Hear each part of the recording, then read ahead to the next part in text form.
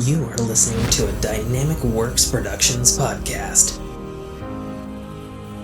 This show is available on iTunes, Stitcher Radio Network, and many, many more podcast services around the world. You can find all our content, music, videos, books, podcasts, and more on our website, www.dynamicworksproductions.com. Have questions, comments, or concerns for us? Head on over to the social tab on www.dynamicworksproductions.com if you'd like to talk to us. Now, on with the show.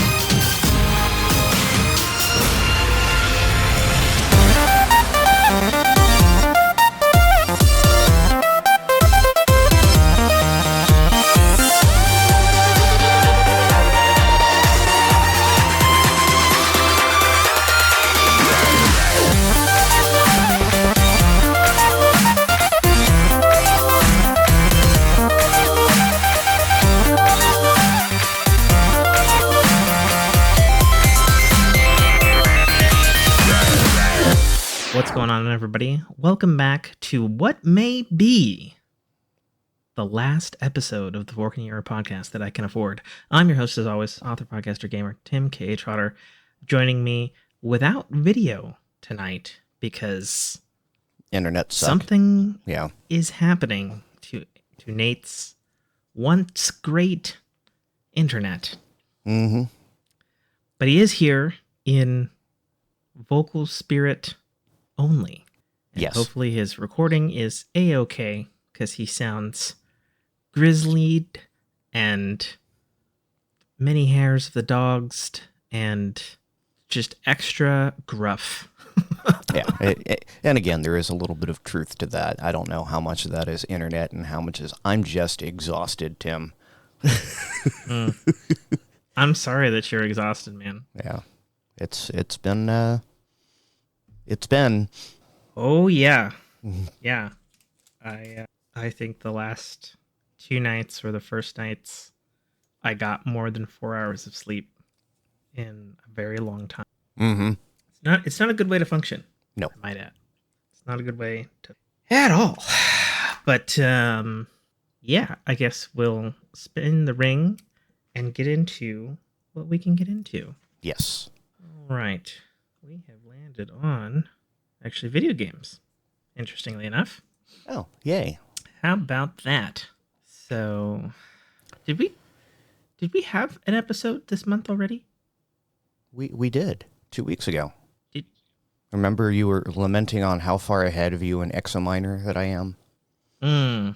I'm sure that has not fucking changed. No, it has not. I'm at 58 now.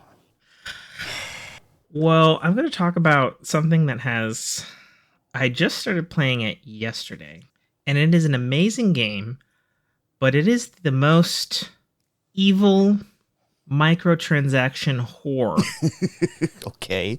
I have ever experienced in a game. Is this mobile? So the game or is platform? called it's a mobile game. Okay. So it's from Zepto Labs, who are the infamous creators of the Cut the Rope series of video games. Yes. And the game in question is called Downhill Smash. And the best way I can describe it is it's Angry Birds meets Alto's Odyssey meets my phone right now to try to jog my memory. Meets, I have so many I don't know which genre it's in. I'm like looking around for which. Oh god, it's one that's been around for a long time as far as mobile games go.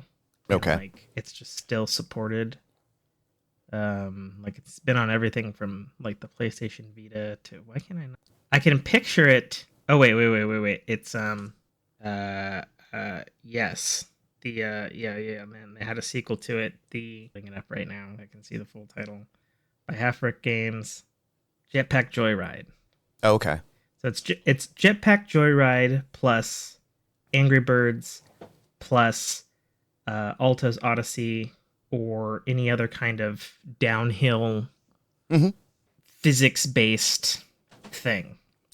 Okay. And the gist is you have a five. This is five, right? Yes. Hex 8.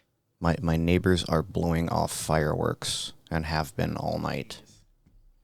I can't hear it, but No, that thankfully. sucks. My kids can. Yeah. That was that step away, was my kids going, Daddy, I want to cuddle since Mommy's not here, and the neighbors are I blowing gotcha. shit up. And it's like, great. Mm, And I said, sorry, babe, unfortunate. I have to do a show. It is raining too hard for people to be lighting off fireworks over here, so that's at least something for me. Yay. That means we don't hear the dogs either. That's true. That's true, because they're probably put inside. I didn't even think about that, but you are correct. Yeah. So yeah, this game, downhill smash. Simple concept, devious, devious, devious. Free to play, pay to win execution. Sure. Like it like I so I'm actually not like So here's the thing. I enjoy it, but I'm also not recommending it because Right. of how evil it is. Mhm. Like, I Like you I could, understand when you put out a free game, you've got to monetize somehow, but a lot of games have been just getting real greedy with the process. this is on a whole other level Mm-hmm. because the levels are so expertly designed to give you the satisfaction of winning, but being like just shy of actually completing the level, Sure. you know? And it's like, oh, you want to grind? Here's 3 ads, you Right. know? And it's like, okay. It's like, all right, fine. And then, you know, you wanna play more? You need more keys. Right. You want more weapons faster? Oh, you need gems for that, and that's dollar bills, son. Mm-hmm. You know? And like the reason I say it's so devious is because none of this stuff seems apparent at first when you first start playing it. Mm-hmm. And like gradually it starts trickling in these prompts, Right. It these gives you ads, or the these first blockage. bump for free.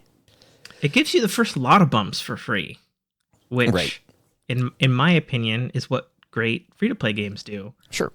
And then you play it for a long period of time for free, and then it's like, you know what, spend enough time in this game. I am comfortable giving them money because I feel that they have earned it. Right. And they cut that off just a smidgen before you feel they've earned it. But you feel like maybe you could beat the system. Maybe you can. Maybe you can't. Try hard enough. I don't. Yeah. No. That's a no for me, dog.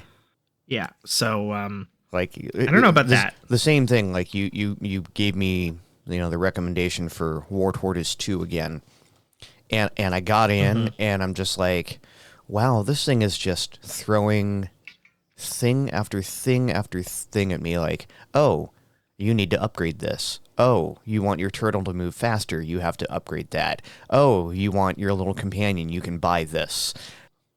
Right, and it's the same kind of thing. It's like, you can play the game and be bad at it, or you can give us a couple of bucks and we'll make you good at it. Yeah, I mean, that's kind of interesting because I actually have gotten back to War Tortoise. I was actually playing it today. And while there's definitely more prompts for their fucking battle pass that wasn't in the game before, Mm-hmm. and prompts to get ahead more quickly, I still have an enjoyable time with it. I don't like I said, I've had that game for years. I don't remember if at once a long time ago there was a pay to remove ads unlocked, or like a buy the normal game version or something, and then something happened to this one. I still play it. I've been playing it a bit since last podcast. As I'm still playing Exominer as well, and just fucking sucking at it. You useless heat sensors. Oh, all of them. And yeah, I keep my least favorite, it seems, because, every, what is it, 20 levels you can transfer planets and basically start over. Sure, if you say so. I've never hit Right. 20. The 15th level of every single one of those is make your planet worth X amount. $1 billion. A billion. Yeah, and that I hate that one achievement as like, I hate this because you basically said for the first 15 levels, build these things, grind these things, and then the only way to get your planet worth more is to upgrade your mining speed.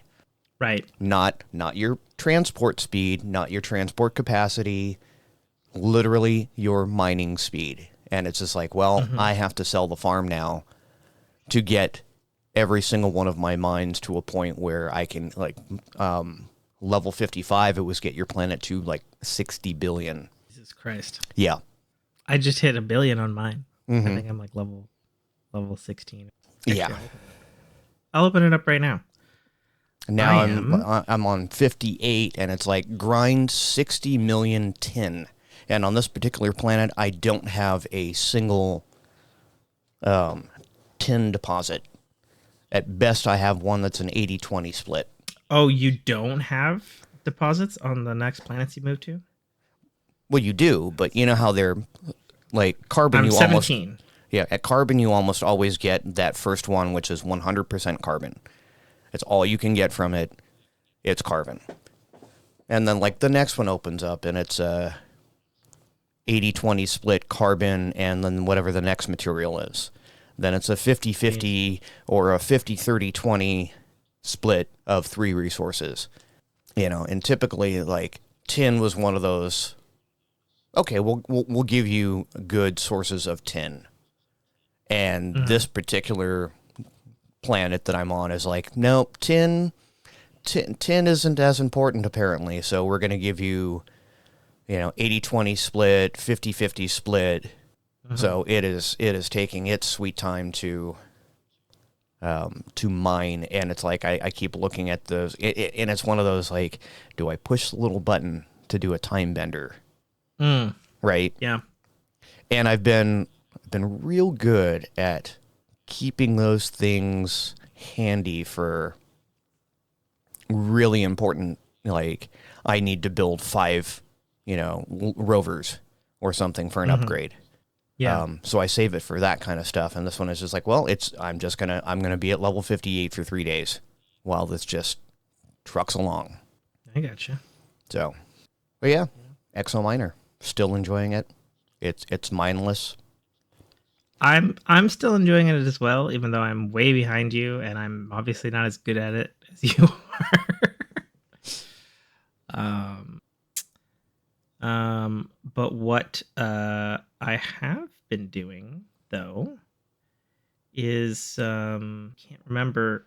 Did I say I'd beaten Pikmin 4 last podcast? Either you said you beat it or you were really damn close to beating it. I know we have a thing in the Discord I put the about it. thing on the Discord. Yeah, no, I beat it finally. I don't. Sorry, folks, if I already said this. I beat it.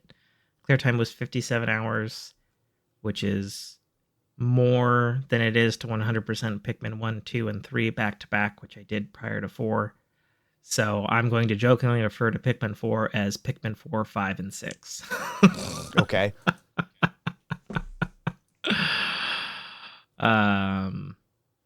Terrific game.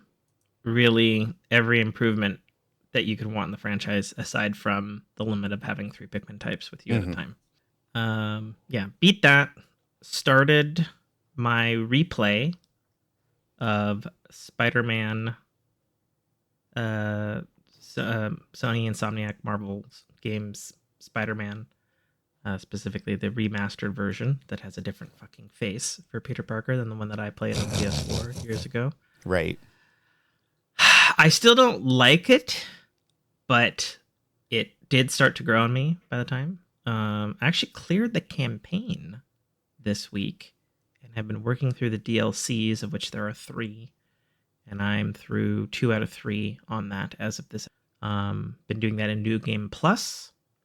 So I don't have to grind for all the fucking upgrades and whatnot, and I can just basically beeline through the story. Mm-hmm. And honestly, that's been really fucking like I truly forgot how, pun intended, amazing this Spider-Man game is. From the swinging to the combat, the story, the music, the action, just everything is like really, really fucking good in it. My only complaint on my replay so far, with the third and final DLC to go, and then I have Miles Morales Spider-Man to do before Spider-Man 2, Mm-hmm. which comes out on this Friday, which actually just pre-downloaded this morning. Yeah, my only complaint about Spider-Man Remastered is in the DLCs, they introduced this fucking like big tough guy human enemy, and he has a fucking minigun, and he's the spongiest piece of shit on the planet. Okay. Like, it is fucking ridiculous. Like, I basically went through the entire campaign. I think I died maybe once, and that was to like a bad swing or something like that. Sure. Didn't die to any of the bosses or even the final boss or any shit like that. And I've died like 8 times today with these fucking worthless nonsense spongerific fucking, it's just a grunt dude. You know, like if it was, if we were to compare this into like kind of like a Destiny or like a Halo type hierarchy of enemies, if it's like, okay, like everybody else is like a grunt, and then these big dudes are kind of like a brute, right? Mm-hmm. But fuck, man, like I find myself dumping like all of my gadgets, all of my special abilities, just fucking everything, and they're taking kick after swing after web after move after combo, and I'm just like, I hate these enemies because they suck and are not fun, and they're only in the DLC, and I guess they're there to be more of a challenge or something, but they're just annoying as fuck. Because when you're not fighting them up close and they're somehow parrying fucking Spider-Man with their no superpowers, these fucking bald men wearing a fucking necktie, you know, and they're blocking a punch from Spider-Man by holding up their minigun, which is fucking dumb, you know. I don't know. I just fucking hate them, man. Like, they're... But you still like the game, so that's... Yeah, apart from these motherfuckers in the DLC, like, yeah, the game replaying so far has been, honestly, it's been more enjoyable than I even even kind of like imagined. You know, I've said a lot on the show about how, you know, I'm older now and I feel the need to like replay the first game before I play the sequels or sequel, Sure. just so that I'm like caught up. Right. Or grooved back in on how to play or see what changes there are and stuff. You know, when I replayed Horizon Zero Dawn, it was really fun and enjoyable, but also kind of a slog. You know, replaying the Pikmin games before Pikmin 4, enjoyable, but kind of a slog. And apart from this fucking enemy, so far, my replay on the Spider-Man things has been super enjoyable, actually. Has been enjoyable enough to even pull my headspace out of the muck that I'm still embroiled with in my day-to-day life. So yeah, so definitely looking forward to Spider-Man 2, since it's obviously pre-ordered and it's pre-downloaded. I can tell you what I'm not looking forward to, even though I'm excited about it, because I won't be able to. So, I'll probably talk a little bit more about it in life, but not terribly enough. But I've been slashing literally all of my subscription services, Right. which of course includes Xbox Game Pass Ultimate. And man, do I wish there was an uninstall all Game Pass download games button. Because I'm that fucking horrible Xbox gamer that has, you know, a 2 terabyte drive, a 4 terabyte drive, then the 2 terabyte custom SSD that slides in the back, and a full internal terabyte drive, and my shit's just fucking to the max. Mm-hmm. You know, And now you I've have done to that. wade through it all to find the Yeah, games I that mean, you actually have paid for.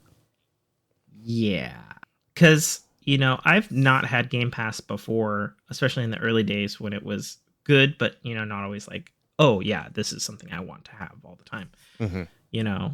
And like, yeah, they have the little Game Pass tag on them in the in your library, but if you click on it and you don't have Game Pass, it's like, do you own this game? If not, subscribe to Game Pass or purchase the game. Right. And it's like, I get it, but also Can you just so gray them out for me or something so I don't have to see them? or what would actually even be helpful is if I could select multiple titles to uninstall.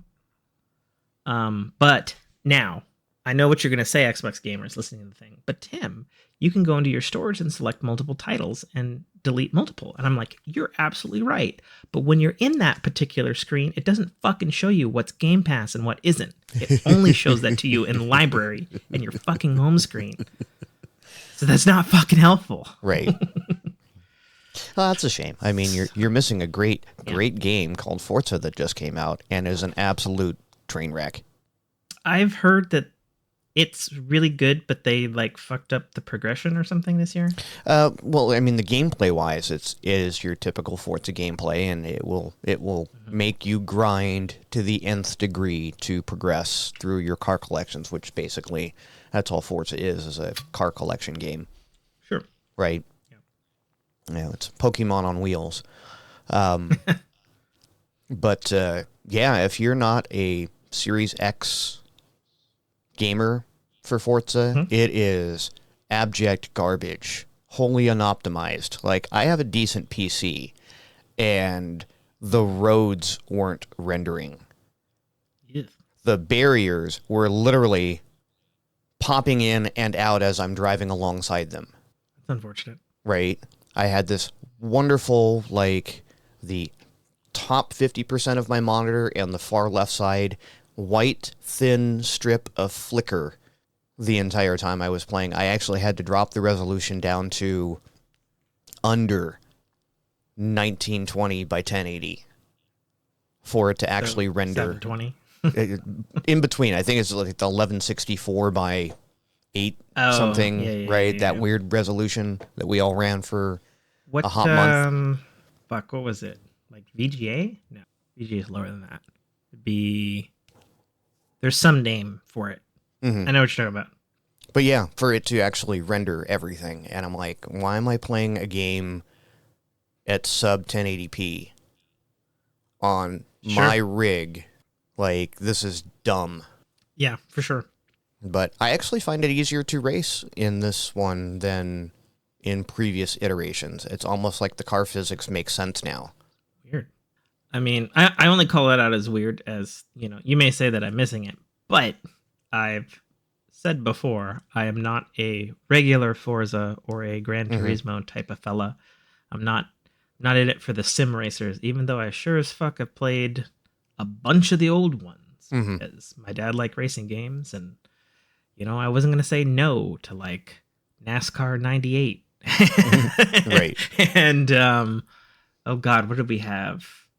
There was one on the original Xbox that was like, you drove like Jeeps and shit, and it was like in forests and stuff, and it was like vaguely open world. Was that the first Horizon? Forza Horizon? No. Yeah. Even though I do know that there was a Forza Horizon on 360, but I'm talking about like the original Xbox. Okay. Evo 4x4. Maybe that's right. Maybe that's wrong. I don't remember. But yeah, and I had things like Gear Rally and like F1 games and such. I've always enjoyed a good racer, and I prefer the simulations to the Simcade. Sure, and I'm the opposite. Right. Well, because again, when it gets down to brass tacks, it just feels like, when I play a Simcade, and here I am in an Aston Martin DB9, and some chump in a Honda Civic goes drifting by me at a $180. I'm like, no, that's not happening. That car won't do that. I don't remember our milk trucks going that fast when we were playing No. Horizon 5. Right. That was not happening.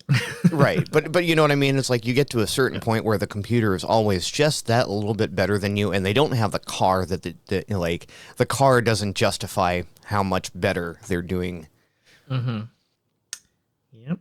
So yeah, I like it. the simulations a little better because at least I feel like if I do the work, I have a chance. And if I'm losing, like it's because I'm losing to an Aston Martin DB9 when I'm racing a Honda Civic, and why that car is in that race, I have no idea. But so it goes. Yeah. But yeah, no, I'm definitely bummed about the loss of Game Pass. It's necessary for my finances, such as they are. It definitely is a bit of a wake up call for some of the games that I've just like always thought of as there that I've never actually purchased. Right. Sea of Thieves sticks out. Halo Infinite is a huge loss for me.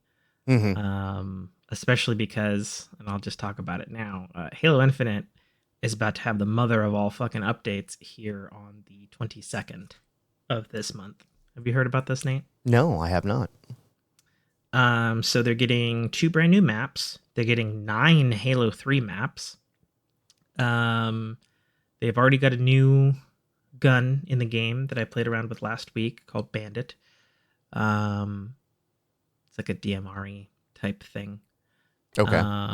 They're adding like a healing piece of equipment sphere thing, vaguely like the ones from Halo 3. They're finally, I know they've talked about this for well over a year now, they're adding cross-core customization so you can swap all your different Spartan stuff to your content in multiplayer. And then 2 new Forge canvases, 100 new Forge objects, and then the big one, which even though it clearly seems like we're not getting any Halo campaign content, except for when the fans make it. Because full Forge PvE enemy AI with all of the enemies from the Infinite campaign are fully customizable and mappable and trainable with Forge AI. So we will soon see, and I don't know if you've seen any of some of just the batshit crazy stuff that people have just built as a map or custom weapons in Halo Forge Infinite already. But now people will be able to make legitimate campaign levels. Right. Scripting, up to 32 AI combatants at quote unquote alive at once.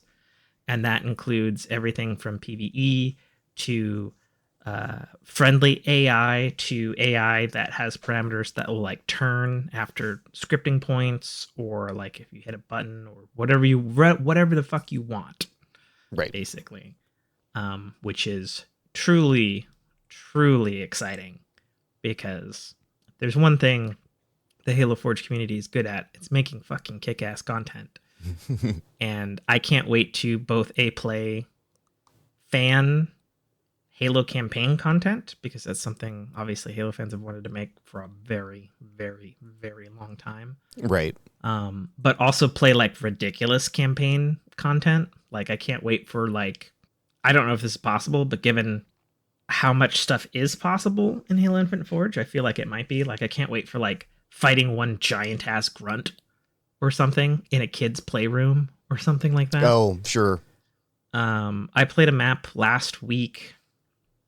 You remember Valhalla from Halo 3? Mm-hmm. Yeah. So I played a map called Small Halla. And I was like, what? Because the picture for it, that you see on the custom games browser, it was just Valhalla. And I was like, okay, what's different about this? And you load it up, and it's like, oh hey, this is exactly Valhalla. And then you move forward, and then you realize your character is the size of the base. And you were like, wait a minute. And so everything is like, you're a big person in Valhalla, but it's like way smaller. So it's basically a 1v1 map now. Right. And like you would have to crouch to get inside the base now. And I'm like, what is this ridiculousness? It's awesome. It was so much fun. Small Oh holla. my god. Yeah. Yeah. Oh my god. So much fun. But sadly, I lose access to that in 4 days, so I'm not going to get to try any of that stuff, unfortunately. Realizing a bunch of stuff that I will also lose access to, like No Man's Sky on Xbox. I did the painstaking thing of transferring my inventory over to my PlayStation counterpart so that I can at least keep that going.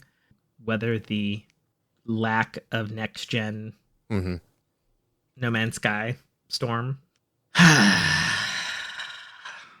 Realized I'm never going to be able to get back to Atomic Heart because although I have the DLC, I don't have the main game, so I can't play the DLC.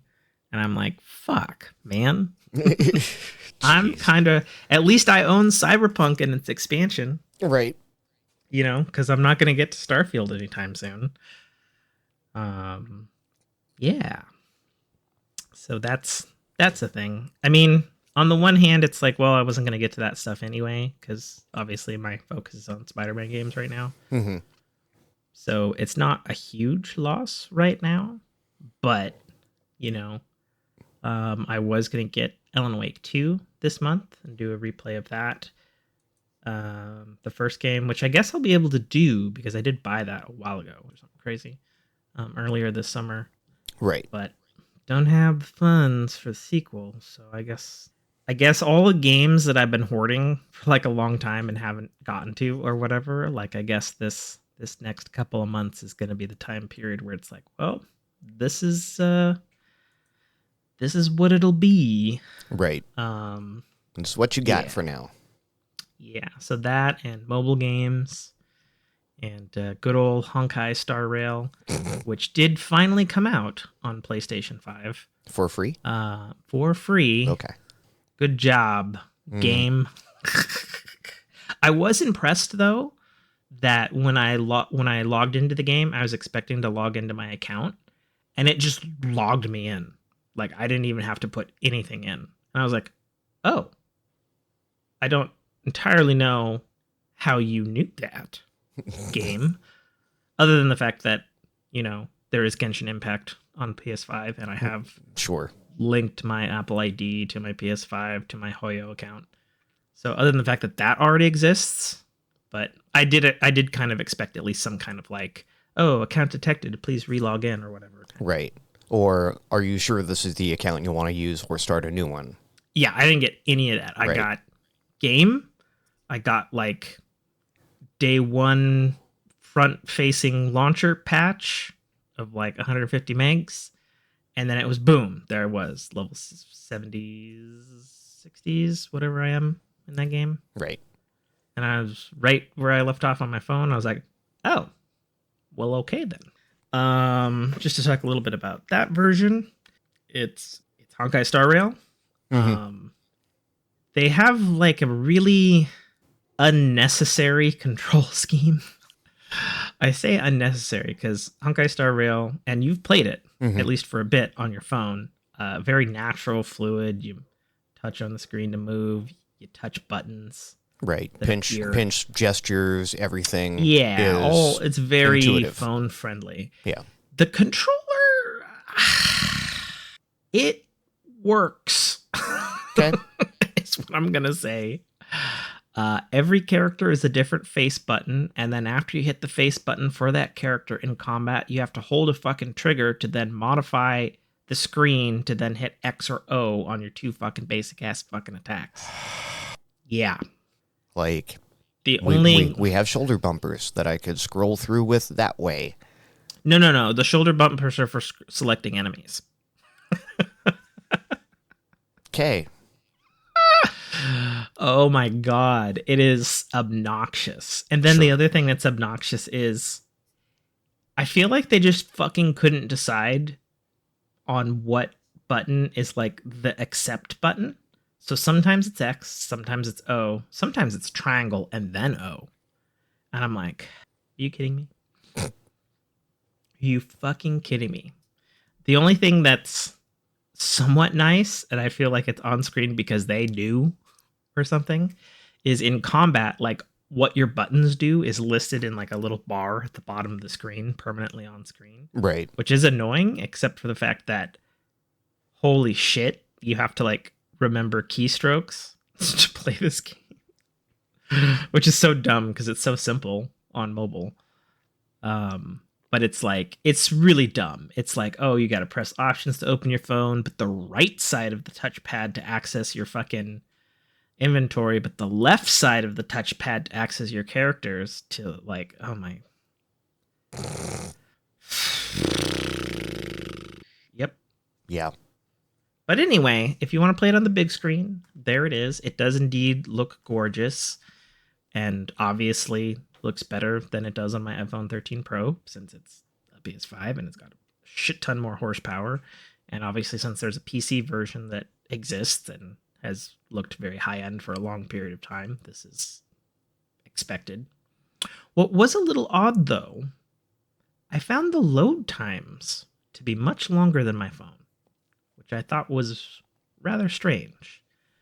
You know, it wasn't like a lot. It was like 5-7 seconds if I Right. needed to load into a new map or Right, but a you're battle basically starts or talking something. PC class hardware versus a phone. No, but I'm saying my phone loads faster. Right.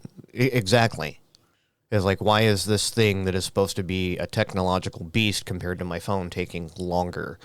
Now, it could just be the assets are that much bigger, whereas in the phone they're going to be scaled down. It could be. That's the only explanation that I could think of. You know, I think on my phone it's like 18 gigs post patch, and then the PS5 version is a 38 gig download with like a 500 megabyte patch once it's Right. booted. So yeah, the art assets are heavier, but theoretically, like, yes, my iPhone 13 Pro has NVMe classed storage, but I know for a fact that it's fucking slower than my Samsung 980 Pro M2 Evo with heatsink that's in my PS5. Mm-hmm. So I'm like, okay. But it also the other thing too, though, it could also be like an optimization thing that they need to get to. You know, For they sure. were just trying to push it out, and it's probably like I imagine they probably, obviously, since you know the hardware other than the operating system is basically a PC anyway. Mm-hmm. All AMD hardware in there, other than the fact that it's running Unix. It's probably just a port of that, and there's probably some optimizations. I'm sure. Hopefully, it'll get faster. But yeah, no, that's available for PlayStation 5 people. If you want to watch it on the big screen, it looks great and pretty, and the game is fantastic, and it is free now. But yeah, if you want your JRPG to not be easy to navigate, check this one out. Right. Yeah, it makes no sense why it's so complicated. But in other stuff, so it has been officially revealed who the new Super Mario and Luigi voice actor is. Mm-hmm. It is a fella by the name of Kevin Afghani, which is That looks right. a last name. It was posted just yesterday that he got probably clearance from Nintendo to say to the world that he, quote unquote, this is from Twitter yesterday, incredibly proud to have voiced Mario and Luigi in Super Mario Bros. Wonder. Thanks to Nintendo for inviting me to the flight. So good for him. He's a voice actor, but he's only done 7 things, including, I guess, he was in an Among Us short, and he voiced some character in some Dragon Ball something or other. Okay. Yeah, that's all we know about the fella. We don't even know what he sounds like. No. If as or like what he sounds like normally, you mean? Yeah. I don't know. I'm sure people are gonna start digging up, if they haven't already, since it's been 24 hours. Any kind of interview or anything with him. I don't know. I think this is interesting. That's obviously we've known for a long time now that Charles Martin is retired as the voice of Mario, and Kevin Afghani is now the voice of Mario and Luigi moving forward for Nintendo. We can hear a little bit of his voices in trailers and previews for the game, but obviously moving forward, every wahoo, yippee, all It's of a that me, stuff. yeah. It's a me is gonna be this fella. And I've seen a picture of the dude. It looks just like a normal ass, like young. He looks like a young college freshman. Okay. So he's a young fella, as far as I can tell. So he'll be around for a while. Yeah, and I can imagine that was probably also in the casting call, right? Because if you're replacing a legend, you're gonna want to go younger. They've done it with Mickey, and it's an odd thing, when you talk about iconic characters, and like at least for myself, I don't necessarily think of Mario as more iconic than Mickey Mouse personally, but maybe that's just because of I grew up with Mario as opposed to like Mickey Mouse was everywhere when I was a kid, But the fact of the matter is, by polls and by money, Mario is way bigger and way more iconic than Mickey Mouse.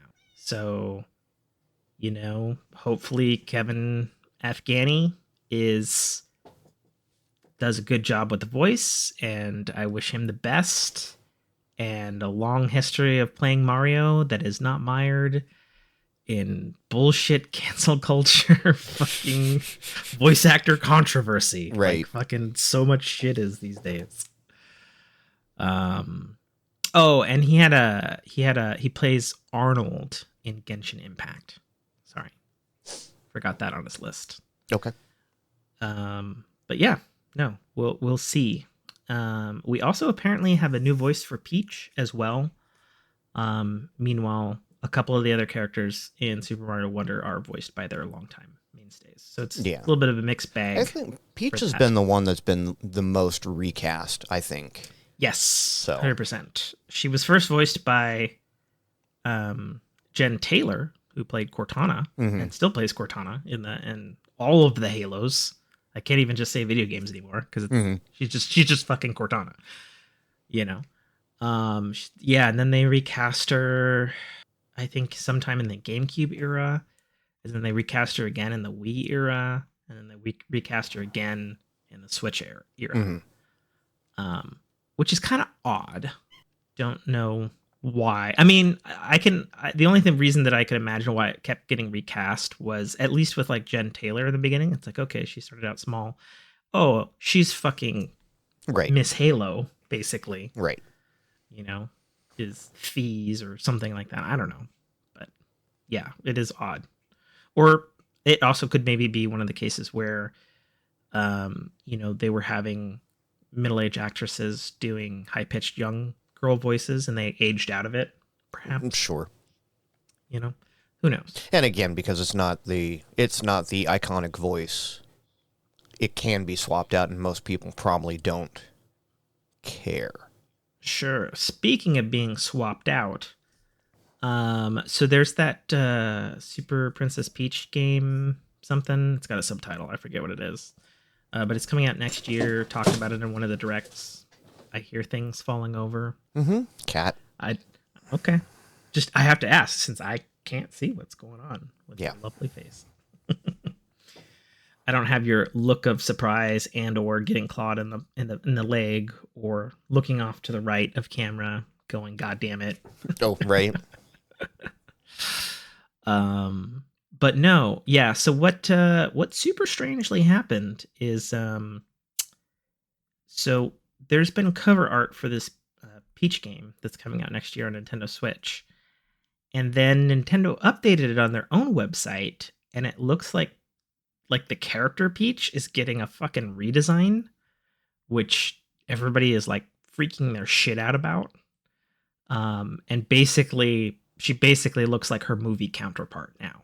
Okay. the redesign that they did for her in the movie, and I was like, oh, that's interesting. So basically, Super Mario Brothers 2, No, Peach, like that. no, no. Have you seen the Mario Brothers movie, Yes. the new one? Mm-hmm. Okay. Well, I don't know about you, but like previous video game Peach, she was just Peach, whereas movie Peach is kind of like hot Peach. Just Okay. saying. Just saying. So now they're doing hot Peach in a video game, I guess. Okay. Who knows?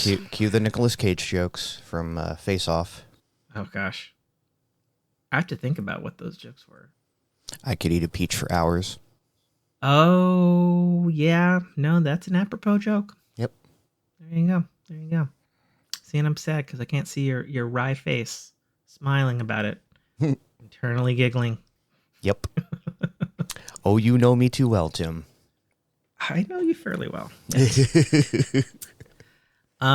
Finally, as of yesterday, damn the CMA and the FTC. The deal Is for done. Yeah.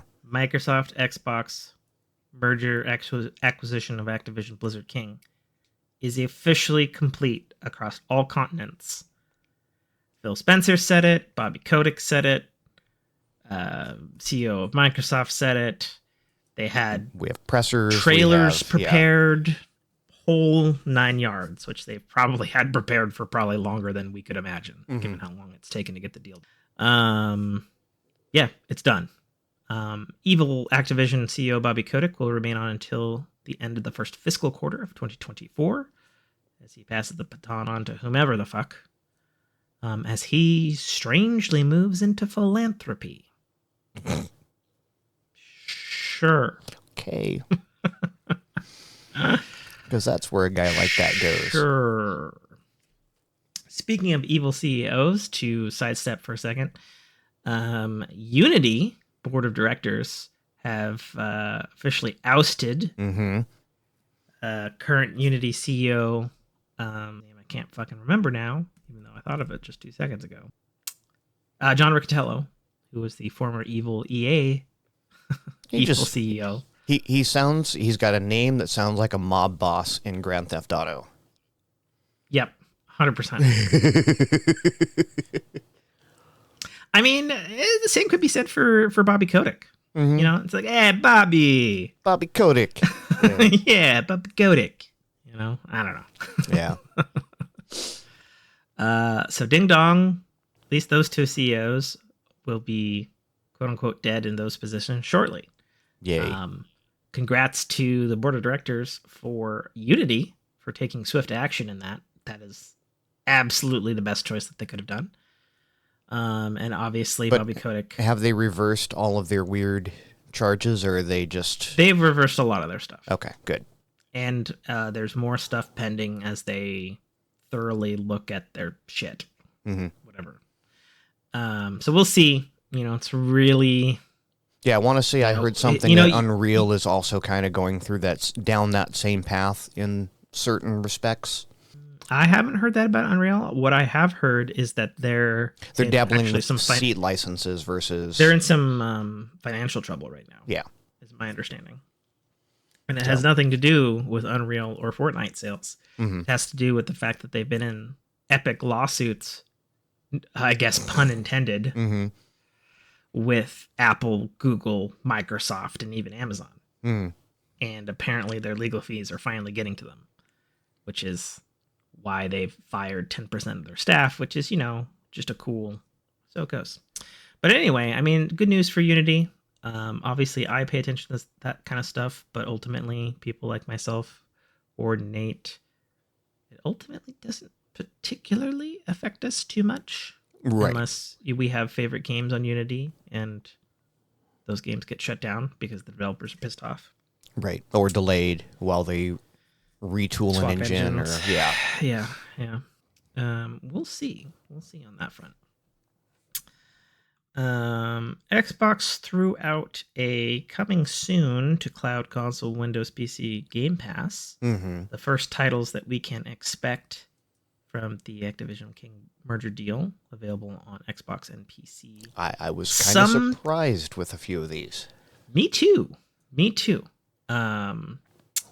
This is what is quote unquote estimated to be available within the first quarter of 2024, and they are Call of Duty Modern Warfare 2, the newer one. I guess I have to say that. Yeah. Call of Duty Vanguard, Call of Duty Black Ops Cold War, Call of Duty Modern Warfare 2 Remastered, Call of Duty Modern Warfare, the newer one, Call of Duty Black Ops 3, Call of Duty World War 2, Call of Duty Infinite Warfare, Call of Duty Modern Warfare Remastered, Call of Duty Black Ops 2, Zombie Call of Chronicles. Duty... So, is that what that one is? Yeah. Okay, good. I couldn't quite make out the text. Call of Duty Advanced Warfighter and Call of Duty Ghosts. Following that will be Crash Bandicoot, It's About Time, Crash Bandicoot 4, It's About Time, Crash Team, Nitro Racing Refueled, Crash Remake Trilogy, Spyro Reignited Trilogy, Tony Hawk's Pro Skater 1 and 2 Remastered, Tony Hawk's Pro Skater 5, Sekiro, Shadows Die Twice, which is interesting because I don't know... I don't know the legality regarding that game because that's a FromSoft game. Right. The Dark Souls boys and whatnot. I don't know if that property is owned by Activision or if they published it or what the deal is with that particular one. That's enough they can put it here. Yeah, we're going to be getting Prototype and Prototype 2, though I don't know if those are the 360 versions or if... I know they had an HD double pack like a long time ago, so I don't know which ones those are. Right.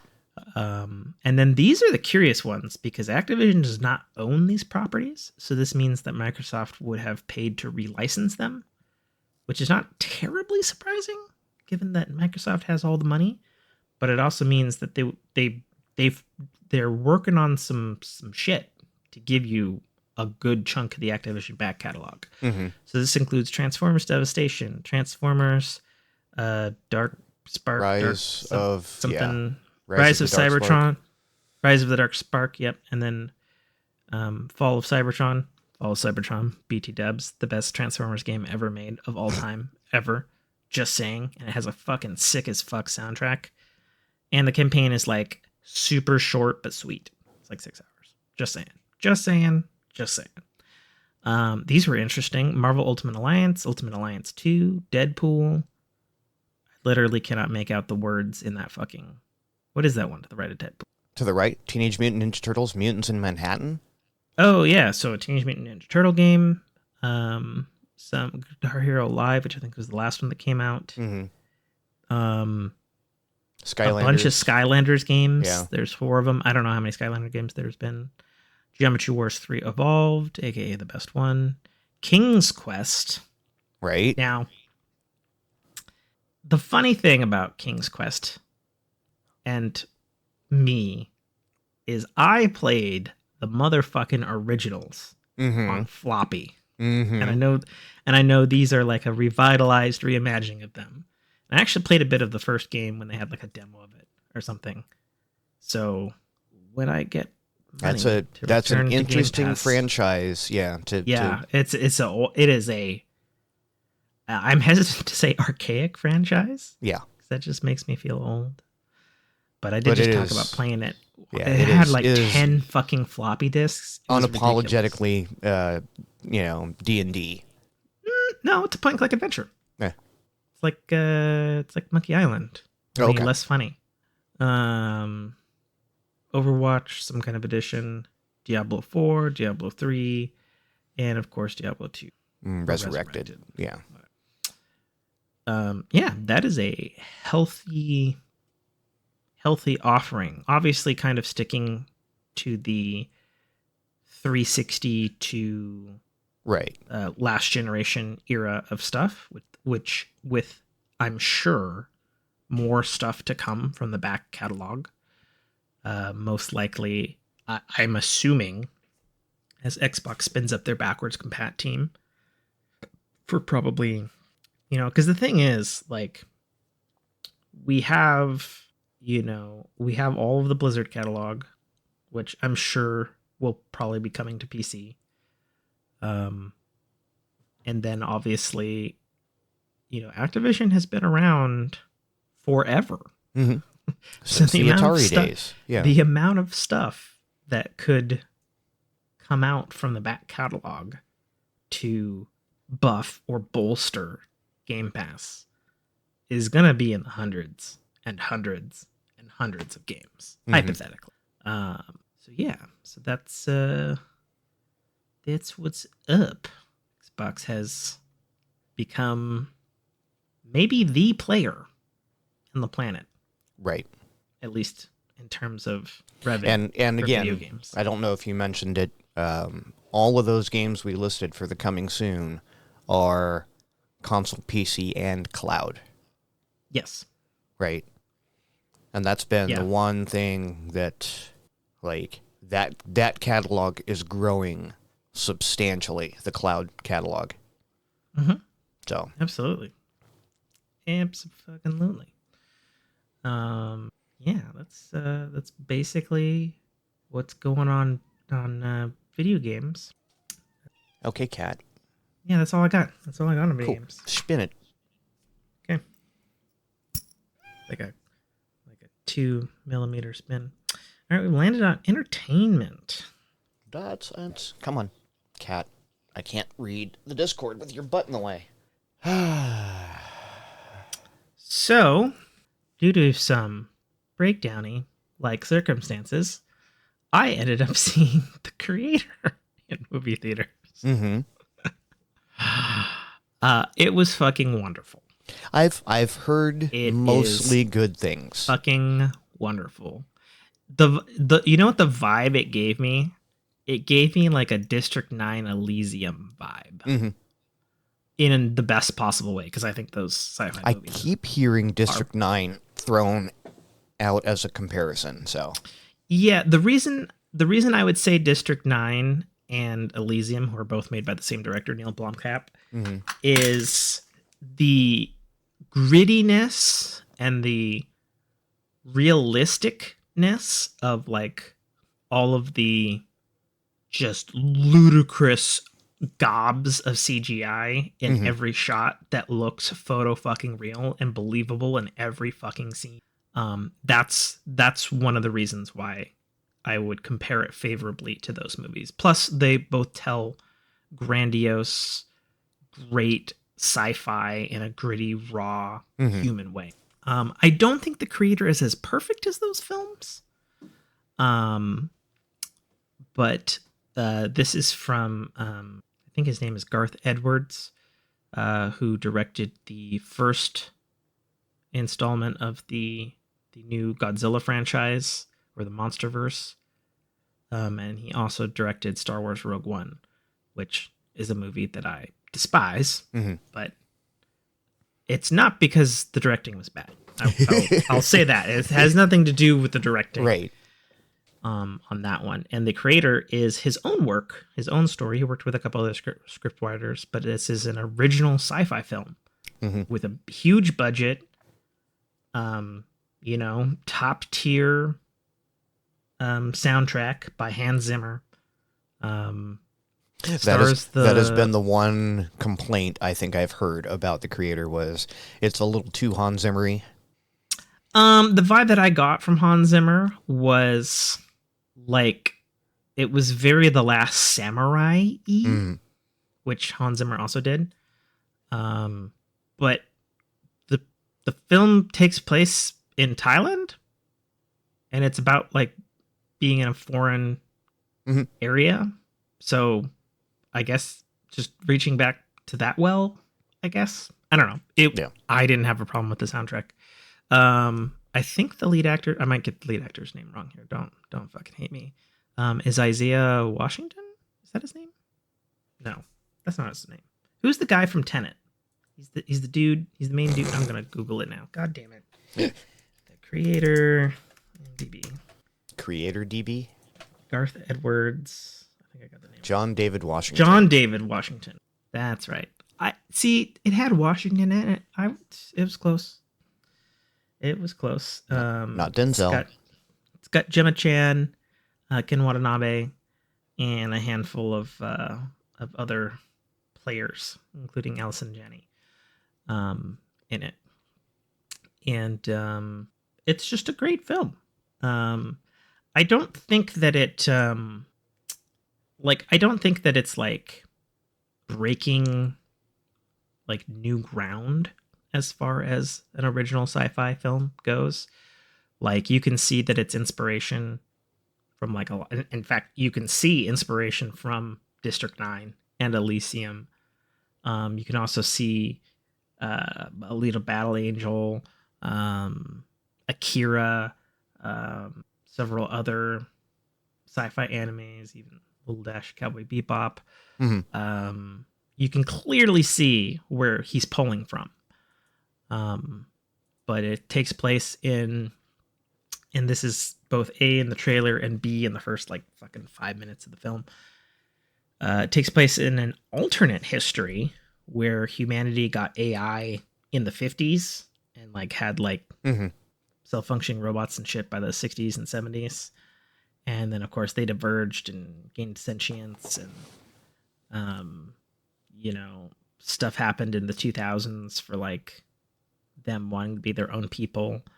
And then LA got nuked. And then America was like, fuck AI, and we're going to go on a crusade to kill all sentient AI. Right. And then fast forward to like 2050, and then that's when this movie takes place. And yeah, I think it was just a very solid movie. There was only like 2 chunks of dialogue that like hit me when they arrived in my ear holes as like, oh, that was kind of clunky dialogue. And there's a couple of edits that I'm like, oh, that was kind of a weird edit here and there. Because the movie does not overstay its welcome at all, in fact, because it's a 2-hour movie. And right. I don't know whether that's because that's the pace that he wanted, since it's his movie, or like I said, there's fucking photoreal CGI in every single fucking inch in every single shot of this film, and maybe the budget was blown. By the time they're like, we're gonna have to cut 30 minutes because we don't have the budget for fucking the rest of the movie. Not saying that it actually ends in a satisfactory way, I thought. But yeah, no, great performances, cool sci-fi shit. It's just a very solid movie. And I honestly can't say that I've seen, even if it does take inspiration from a lot of stuff, like I can count the number of quote unquote original sci-fi movies on one hand that come out a year. And I think this is the one.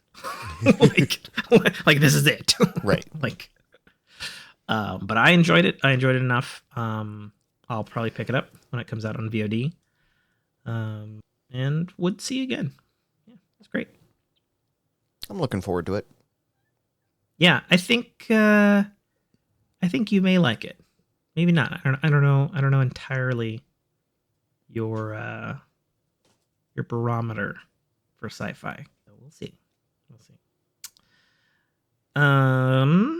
Did you? What's that? Did you see anything in the last 2 weeks, dear Nate? I'm starting to watch Loki. Cool. I am current on the 2nd episode of Loki as of today. What's your take? I'm confused.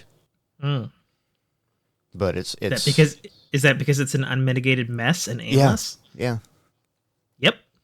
And I think it's but I think that's on purpose, which is why I'm like, I fucking hope so. It's because it's already starting to clean up by the 2nd episode, and I'm like, okay. Is it?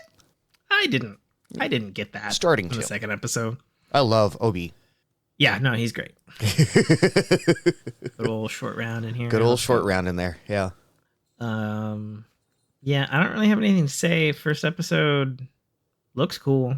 I got excited when they started talking about a loom, and then got less excited when they showed the loom. And the reason, and I'll just say this to people listening at home and who are watching Loki. So in the Marvel Universe, the Spider-Verse is a thing, and there is indeed an actual literal web of destiny in the Marvel universe. And there's this crazy bitch, Madam Web, who has like a fucking universe loom and literally pulls on the threads of the Marvel universe. So when this was just a fucking machine, I was like, get the fuck out of here with your horse shit. That's not what it is. I imagine, though, they maybe had to do that because of the fucking awkward movie rights being owned by Sony, and they can't really do Spider-Man as much as they want unless they have agreements to do so. So, whatever. But, yeah, no, the acting's fine. I just think that the story is meandering. Yes. As they do until you get 2 episodes to the finale, and then they go, oh, we've got to wrap this up. You know it's coming. Yeah. Well, speaking of things that may actually be good, so there is shenanigans occurring with the Daredevil Born Again production. Mm-hmm.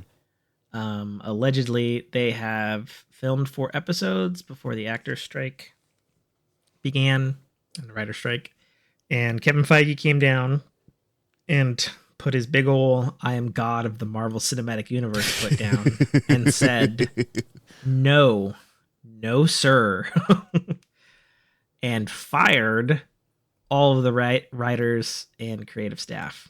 And they are now rehiring to get a new showrunner and new writers. That's the dangerous. Alleged data that came out from Dateline was or Deadline, whatever the fuck, was that Daredevil Born Again was apparently going to be way more of like a law drama than the previous Netflix Daredevil. Sure. Which seems kind of odd on paper because it's like, okay, yes, you can do a law drama because it is Daredevil. But the thing about the Netflix Daredevil show, which has mostly the same cast, is it's a fucking Daredevil show. And not only that, it's the best live action Daredevil we've ever had so far. So much to the point why would you waste that show on a law drama? Yeah. And the thing about the Netflix show is it balanced the fact that he's a rough and tumble Batman-esque vigilante with the lawyer shit. It did it real fucking well. And Vincent D'Onofrio, who plays Wilson Fisk Kingpin in this reboot as well, he was talking on some kind of podcast or something recently, and he was asked about this, and he said, I think it's actually a good thing. I've been a part of several productions where we get a couple episodes into something and then we completely course correct. And he's like, at least so far in my career, it's always been for the better. So that's where my head's at moving forward with Daredevil Born Again. Mm-hmm. And I'm like, cool. But I've also heard some other rumblings that have come out in some leaks. So these are unsubstantiated claims that the way Marvel has been running their TV shows for Disney Plus has been totally not the way TV shows are normally run. They're greenlit out the door. They don't have showrunners. They usually let a main director run the show. Mm-hmm. And they have set 6-episode orders like out of the gate. And I'm hearing rumblings that either because of this or because Feige's doing something about it or because something else is happening with it, that starting with Daredevil Born Again, they are hiring proper TV writing staff and proper TV showrunners to run these things because they've been basically trying to run them, which is what I've been saying for fucking years at this point. They've been trying to make a big ass Marvel movie and cut it up into episodes. Right. And leave nothing on the cutting room floor, which is why we have fucking episodes that are sometimes 20 fucking minutes long when they should be at least 45. And it breaks the format of TV. It breaks what's expected of the audience to watch, and I think it just breaks pacing. That's my own personal sense, And I wouldn't even just subscribe that to Marvel. There's a lot of stuff Sure. now. Sure, That yeah. we're There's some doing. stuff on Netflix. There's some stuff on, Apple's done it and stuff. I feel like depending on the show, the sweet spot is between 10 and 13 episodes for a Hmm. season of normal this day and age, Hmm. normal television. Um, 8 is pretty low, It's not um, enough. and and is usually like a first season to see if something's good or not. Hmm. But I agree that eight's not enough. And 6 and 8 are just not cutting it. No, You know, I I think looked, 10 is the absolute minimum. Absolute yeah, minimum. yeah, because you think about the 10 episode seasons of fucking like Game of Thrones, Hmm. and it's like that seems about right. That seems about fucking right. Yep. You know, and it's not even like as a lover of TV, it's not even about like complaining about like, oh, we're not getting a fucking ton of TV shows. I feel like legitimately you can be too short in a season of TV, and it fucks your build up, it fucks your Oh, payoff, it She-Hulk fucks your is a pacing. perfect example of that. See, I actually thought She-Hulk had one of the better pacings out of all of the Marvel shows. No, that exactly, but of doing it right with a short season. Well, they had a longer season too. They had 14 Oh, did they episodes. have 14? I thought they were Yes, they okay. did, but they were half hours, Yeah. which was the other difference in that show, was that it was, billed as a thing. But I also might add that the person running She-Hulk is an actual television showrunner Hmm. who's done it before, versus, and like I think Matt or Adam Shakar, who did WandaVision, he strictly came from TV, so he knew what he was doing there with Hmm. TV. But then we look at um, Falcon and the Winter Soldier, the guy who's doing that, who's also writing or wrote the forthcoming next Captain America movie. He comes from movies. He hadn't done TV before, you know. And then Loki, Kate Herron, who did the first season, she came from TV, but we don't have Kate Herron for season 2 of Loki because she's Hmm. busy with other shit.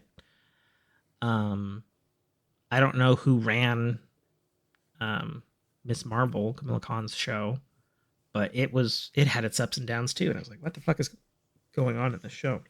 Right. And then what was the And don't get me fucking started on Secret Invasion. Fuck that yeah. guy, that pretentious cunt. Um, What was it? Hawkeye. That was another one that was weird. I thought Hawkeye was better, but yes, it was weird in the pacing department Hmm. because I felt like it was a lot of stop and go. Like episode 1, it was like go go go, exciting, and then 2, it was molasses, and then 3, it was exciting, and then we're back to molasses, and it was just like Right. this fucking jerking motion through the show, and that's just not like it's just not what you should do. So anyway, that's happening. It sucks that it's happening, so it's going to delay the show even more since they're just doing full on restarting the production of it. Right. They're retaining their And main cast, which is I to don't be care how long it expected. takes if it comes out and it's good. That's really, I think the same way about my video games as well. If it Well, takes a little longer and you make it and right, and from the get go, Daredevil Born Again, when announced on stage by Kevin Feige, it was going to be 2 seasons for a total of 24 episodes okay. from the get go, because they were going to do a big long term multi year arc with him, Sure. which is good. Don't know what that arc is, and obviously that's going to get retooled now. But so are a lot of things because the actors. That would be the other thing. The actor strike negotiations have felled through once again this week. Hmm. Um, Stuff I was hearing on Twitter from SAG-AFTRA members were stuff like, so Hollywood can give writers AI protections, but they are not going to give the actors AI protections. Fuck off. Sure. And again, Um, makes perfect sense. Name and likeness. yes, indeed. I was also hearing stuff that what allegedly was being asked for in the contracts for the actors to the Hollywood movie studios was for more residuals on streaming service platforms that somebody calculated, again, allegedly, if this figure is true, that it would only cost Hollywood people no more than 67 cents per residual. I don't know what that tallies to, but that doesn't seem like a lot. Well, if 67 cents on the dollar, then that's... Yeah, maybe. I don't know. I don't know. Yeah. I don't pretend to know the inside talks of what the actual, like what the number figure is that would make, obviously, the very stubborn Hollywood execs go fuck off. Unfortunate, to be sure. But with the writer strike being ended, maybe we'll get some good ones that will land over at. Speaking of things that are getting saved, yeah. Star Trek Prodigy has officially been saved by Netflix, which really is not super surprising considering that Netflix has the international distribution rights for Star Trek outside of Paramount Plus here in the United States. It's interesting. I mean, it's not surprising because Netflix, and again, the distribution rights. But it is surprising given Netflix's propensity for fucking killing all of their great animated stuff, even their animated studios. I mean, I guess they're not producing it, they're only distributing it, But this is a nice win for Star Trek people because Star Trek Prodigy is great. I did not get to finish the first season before it got pulled, which is silly, but whatever. Yeah. So that's all I got for entertainment. Oh, you're not going to talk about the Kickstarter? I mean, it's been talked about on this show by Greg. Oh, okay. All I'll say about that is Greg Smith, friend of the show, friend of me, I guess. It hurts me to speak these words out of my mouth. Supernatural baby detective, the noir style Lovecraftian horror. It is fully funded on Kickstarter, but you can still go there. It's planned for 4 issues in 24-page noir style. I must say, I finally got around to checking out the Kickstarter, and it is a very well-written, well-thought-out Kickstarter. And despite the name, that sounds dumb as fuck. I'm just going to say it, Greg. I'm sorry. The art looks good. The writing looks good. Everything I saw on the Kickstarter page, I was like, oh, this is giving me some Brian Michael Bendis Powers vibes for those who know of that comic and or the short-lived but amazing and only PlayStation TV show that was ever made, even though it's not a PlayStation video game. Yeah, it was giving me some Brian Michael Bendis Powers vibes, and I was like, oh, that actually is speaking to me a little bit. Yeah, that's what I have for entertainment. You have anything to add, Nate? No, I do not. Cool. Let's spin the ring and get rejected by the other 2 because there's 4 to hit. Oh no, we're gonna land right on Life Fire. Life Fire. That's what it is. The dumpster. So as I jokingly said, as I opened the show, so I'm in a bit of a spot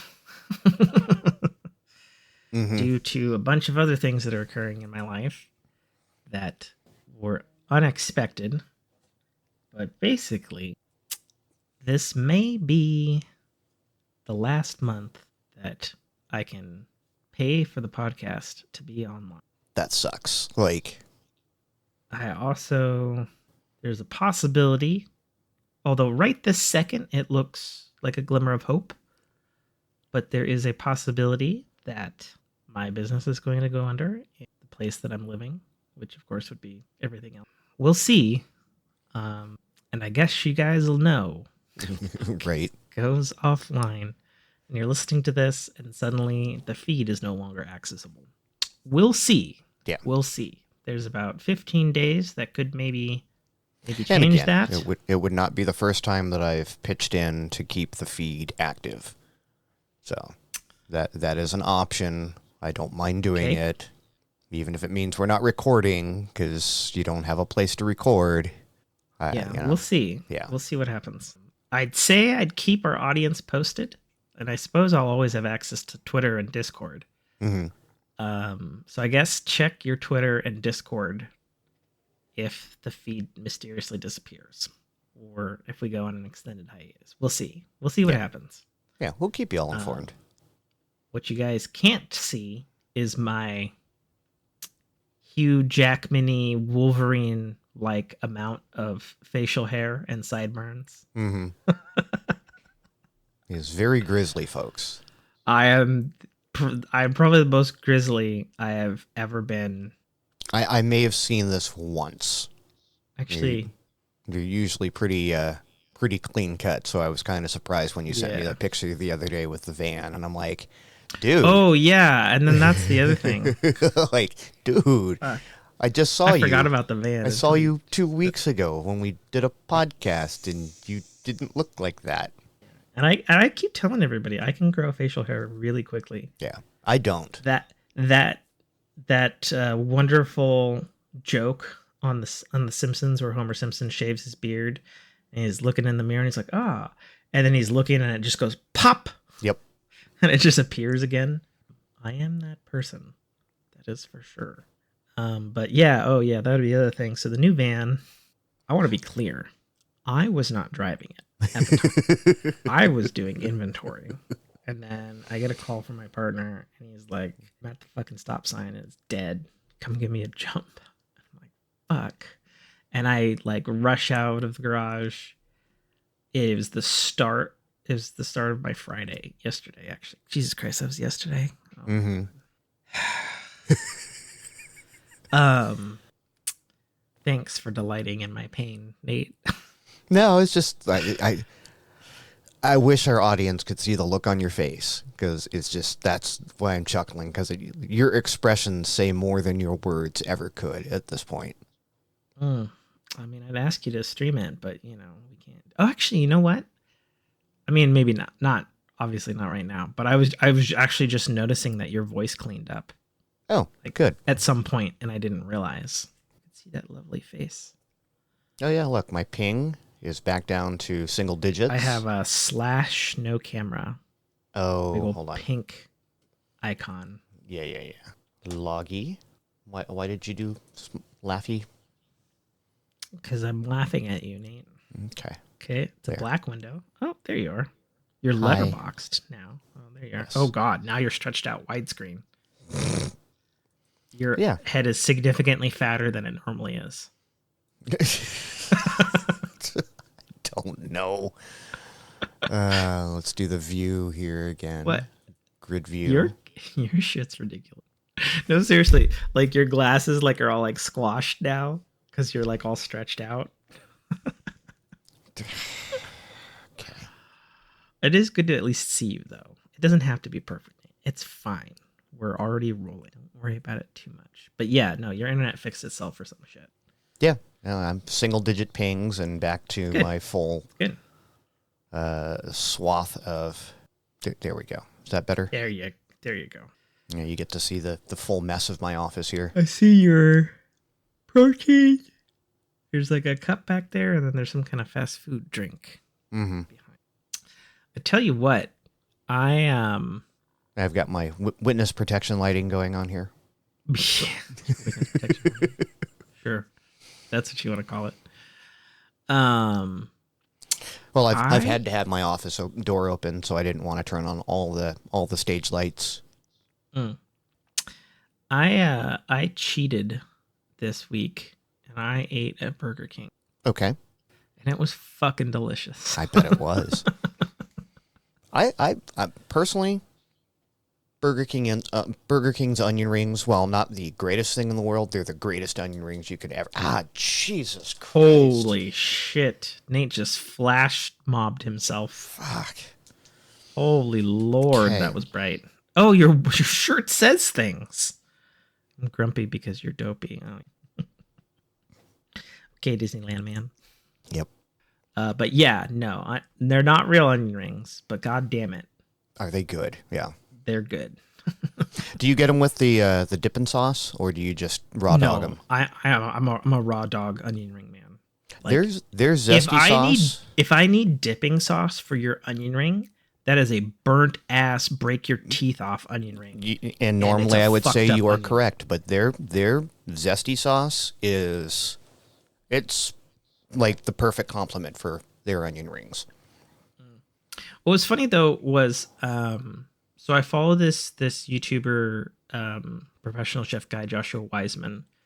My wife introduced me to him, whatever, got his start in COVID. Now he's made it big and he's got cookbooks and stuff. Mm-hmm. And one of his things that he did in COVID was he would go to fast food place and he'd be like, okay, but how do you make it better? Like, how do you make a version of this that doesn't suck? Like, you take a fast food item, and because he's a real chef, he'll figure out how to make it properly to make it delicious. So he did this other one, which is a collab with one of the guys from, God, what is it? The burger guys, Burgermeister, like Meister Burger.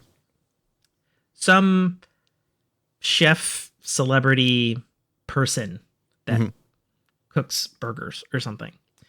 And they, rather than cooking this one time, they did a fast food burger rating list. Okay. And it was Steak and Shake #1, stupidly, because I don't agree with this, because at least the times I've had it, it's not as good as all you fucking Californians say. In-N-Out #2, and then Burger King was #3. Okay. Yeah, In-N-Out is definitely not #2. In-N-Out, the thing with In-N-Out is they're consistently mediocre. You'll never get a bad burger from In-N-Out. You'll also never get a good burger. Fair enough. But anyway, I was really surprised to see that the Burger King burger rated so high, because he's the Joshua Wiseman. He's kind of a food snob. Mm-hmm. Like, he's like, I'm a professional chef. I know what fucking tastes good. I don't like to put garbage in my mouth, kind of guy. Right. So, all these years he's been doing these, let's do, the Whopper, but better. Or, the Big Mac, but better. Or let's do fast food fries, but better. He always eats it and fucking says terrible shit about it and whatnot. And then he goes and makes his better thing. And he actually had some pretty nice things to say about the Burger King burger. Mm-hmm. And I was like, I do like myself a Burger King burger. Though I will say, at least around my parts, not all the Burger King restaurants are created equal. Mm-hmm.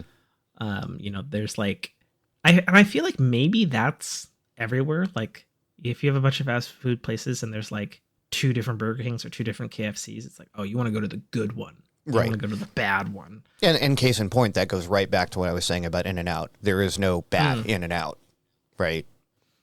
I mean, could have fooled me. I ate at the In-N-Out on the north side of the San Francisco, of the Golden Gate Bridge, whichever that one is. That's where I ate at In-N-Out. And it's a mediocre burger. Yeah. So I've talked about this before, but we have a place in Washington State called Dick's that is basically In-N-Out with a smaller menu. Which is pretty amazing, because the In-N-Out menu is pretty damn small. Yeah, this is a smaller menu than In-N-Out. Like, you have a couple of options at In-N-Out. At Dick's, you got cheeseburger, the deluxe, fries, and 2 flavors of milkshake and some Coke options. You don't have sizes. You don't have any. That's it. That's the menu. Like, exactly what's there. But it's delicious, and it's hot, and it's fresh, and it's also surprisingly dirt cheap. That's Dick's over here in Washington State, and it's been compared a lot to In-N-Out Burger. And so, not to make a pun, but I'll say it. So I've eaten a lot of Dick's, and I've had In-N-Out approximately twice in my life. Sure. And the most recent time, I was like, this is not even close to Dick's even. Like, I was thinking it would be like Dick's level, since they're pretty similar. Right. But nah, not even close. I will say, though, the only thing I will say good about In-N-Out was their milkshake was pretty fucking dope. But anyway, going back to bullshit. Yeah, Yeah, no, I had a So what was wrong with the Baconator? van? Don't know. Okay. Is it working now, though? Nope. Oh, okay. Still in the shop? Yep. Fun. That's the new one, right? That's correct.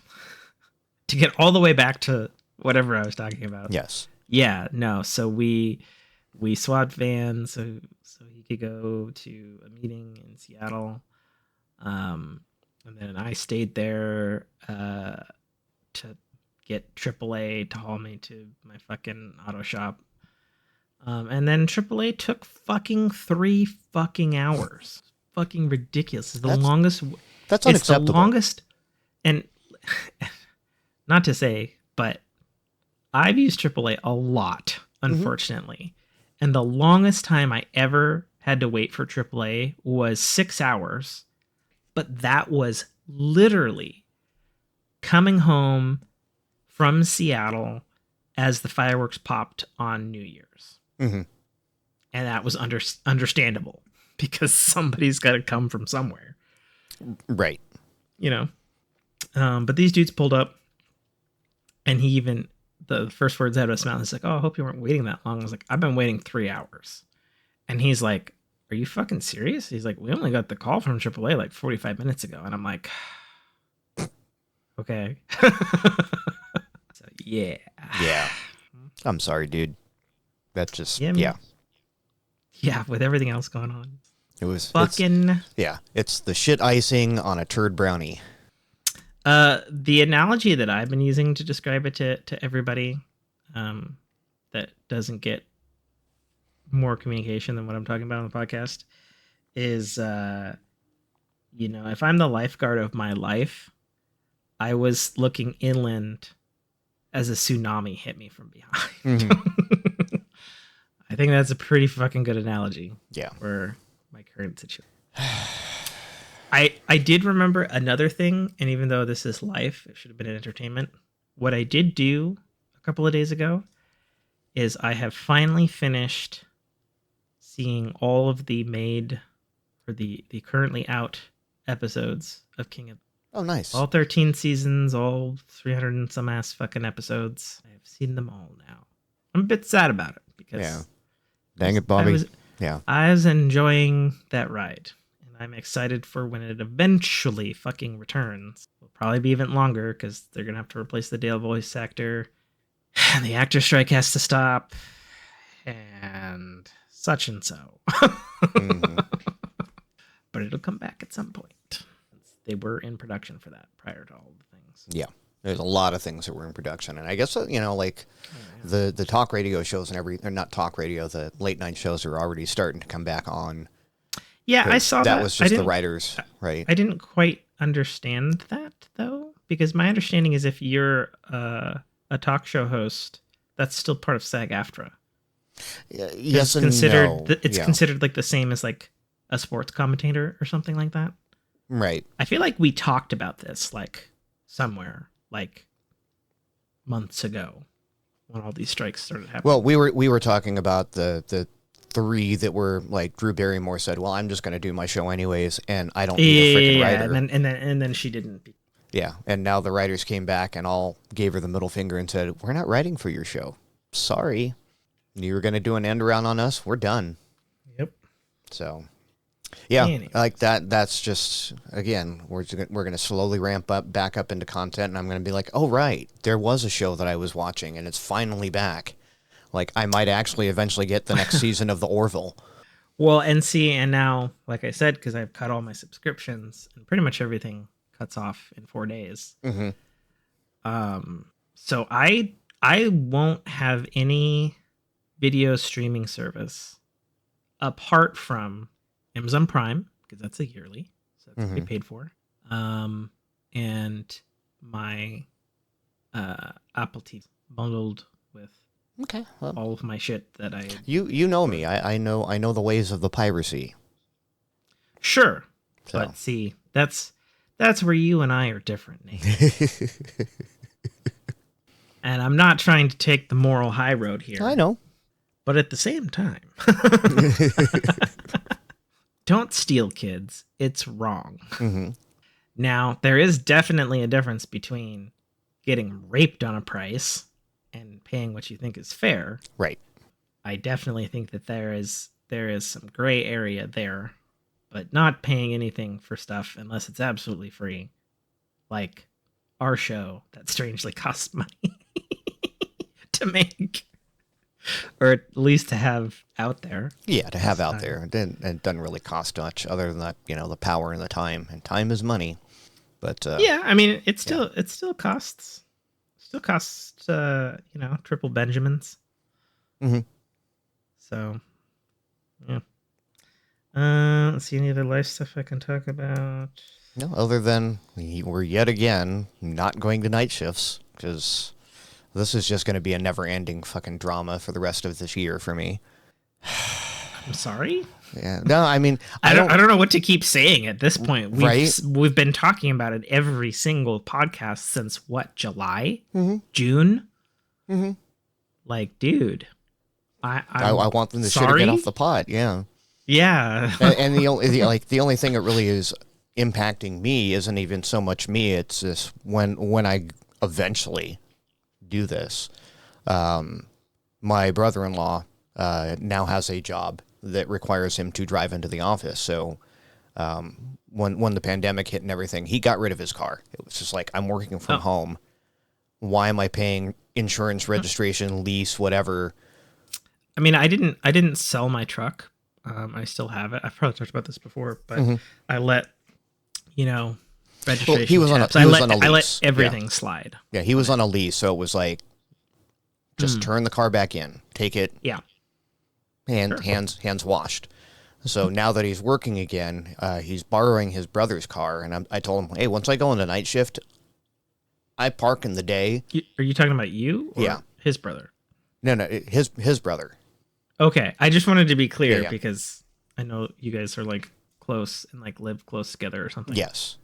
Yeah, so basically, when I eventually do this night shift, I told him, I'm like, hey, just, have your sister come over, drop you off, grab my car, go to work. As long as you have it home by 8 o'clock, I'm fine. Yeah, and fucking don't leave me hanging on gas. Right. Right? So he was like, cool. So and obviously no accident, you break it, you bought it. Right. Right. So in the meantime, he was like, hey, to his brother, he's like, hey, can I borrow your car for a couple of weeks until I get access to Nate's? And, well, he's been going on just over a month now. His brother's like, come on, what's.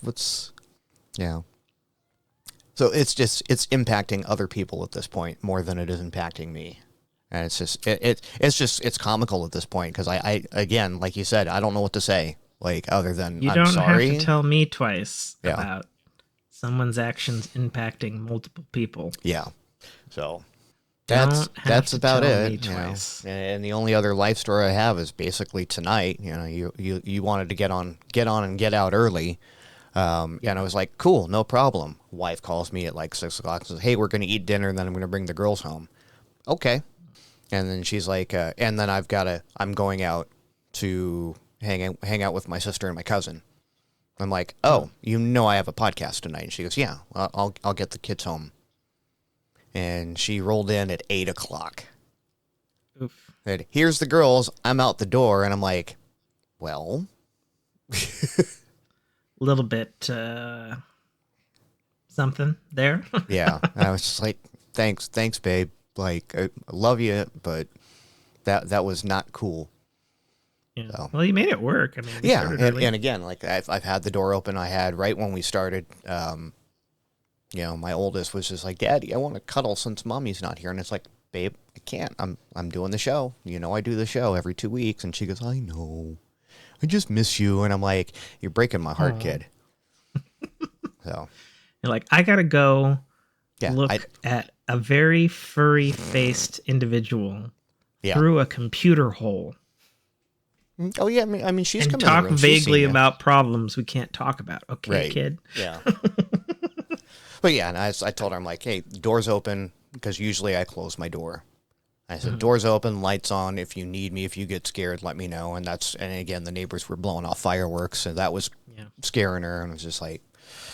And then the melatonin kicked in, and they've been quiet ever since. Good old melatonin. Mm-hmm. I don't know why I yawned right as you said melatonin, but I take melatonin. Yeah. Yep. On I to think technology? that's life. Yeah. Yeah, I guess on to technology. Another short one. So how much of the eclipse did you see today? Because we got... I didn't. Okay. I heard about it. I got excited because I posted about it in our Discord. Mm-hmm. And then I clicked into YouTube, and then it's like, here's the 20 minutes of the eclipse. And I'm like, fuck, when was it? I guess I missed it. Yeah. Or it's been so heavily raining over here, maybe it didn't matter. Right. Yeah, we only got like a 30 or 40% eclipse down here, so we had lovely little crescent moon shadows on things. Sorry, I was looking at the stuff. But yeah, no, there's an eclipse. Mm-hmm. I didn't see it. Neither did I. I was asleep. I guess I'm going to look at it on YouTube. That, as of today, now has ads, which, man, it's been a while since I've seen those. A, they've evolved a lot on Apple TV. And B, didn't miss them. Right. But here we are in the world of double dipping again. Indeed. We're gonna charge you for the service, and then we're gonna make money off the ads that we have to show you, unless you pay us more. I mean, I guess it's not really double dipping. So I was paying for YouTube Premium, so no ads, which was fantastic. Expensive. I think it's highway robbery what they charge for that. Mm-hmm. But as I've said before in the past, when I got it like 2 years ago, I tend to watch a lot of YouTube. Right. So it's of value to me to not have to spend 5 to 10 minutes on a 10-minute piece of content trying to enjoy that 10-minute piece of content that takes up fucking 20 fucking minutes because I'm waiting for fucking ad. But I digress. So Qualcomm has outlined its plans for its next generation chip designs for PCs. Mm-hmm.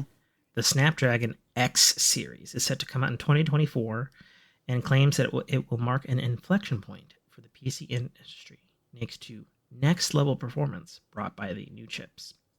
So are we finally gonna get Windows ARM? As you see my cat's butt. Thank you. See, I was reading this article, so I was focused on that, and then I looked up, and then there was butt.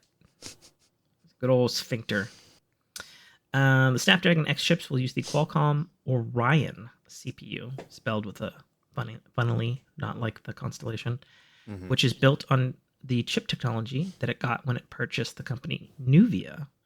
Nuvia is notable because it is founded by ex-Apple chip designers that specifically designed the A series, which is the forerunner to the M series. I think it's no secret there that obviously the people at Nuvia are top tier in their field. They Nuvia what they're doing? Can I just get through one Yes, go ahead. fucking show Go ahead. without the dad jokes? If I ever become a dad, I swear to God, I'm going to have a book of dad jokes next to me, or like an app or something, and I'm just going to start cramming them into this show if it survives. Mm-hmm. It's fine. And you're just going to have to take it. That's fine.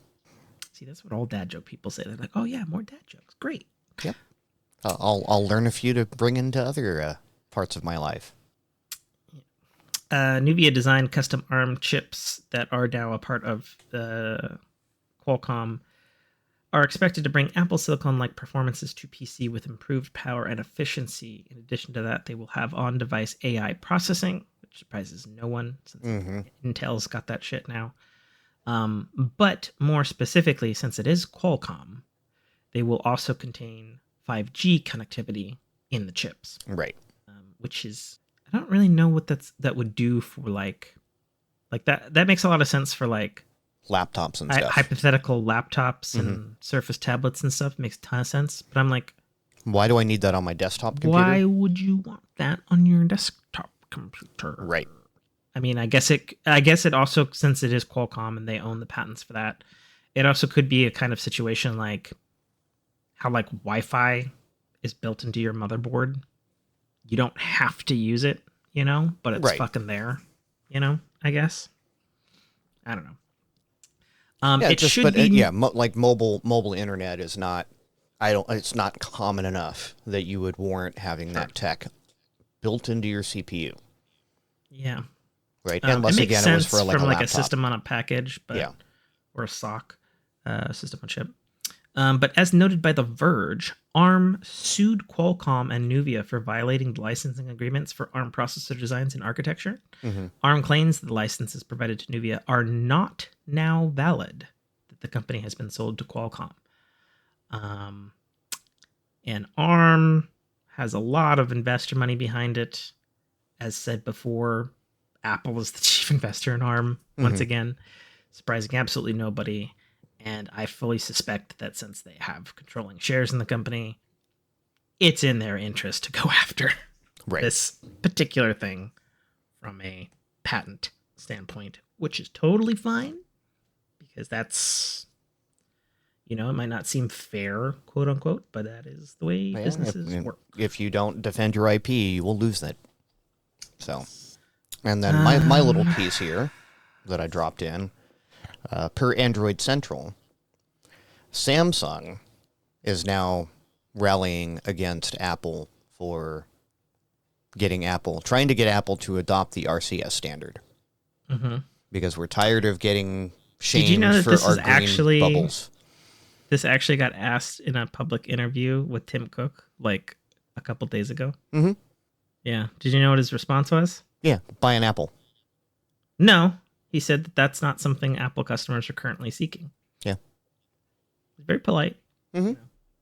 As you would think from a ultra-rich CEO of the most powerful tech company on the planet. It's very close-minded, and I understand why he says it, and I understand why Apple does what Apple does. I mean, so I've watched actually recently a bunch of videos about RCS and the history of that and the history of whatever you want to call the protocol that Apple uses on their iMessage, which is built off of the bones of macOS iChat. If you want to call that the thing that I see being a technical problem for implementing RCS, and this is just, I'm not even being an Apple fanboy here. I'm just saying based on what I was able to see from some tech YouTubers, people like Marquise Brownlee, Gary Explains Everything, who's primarily an Android man, stuff like that. It seems to me if Apple were to adopt RCS needs to be more secure than it currently is in comparison to whatever you want to call the backbone of iMessage.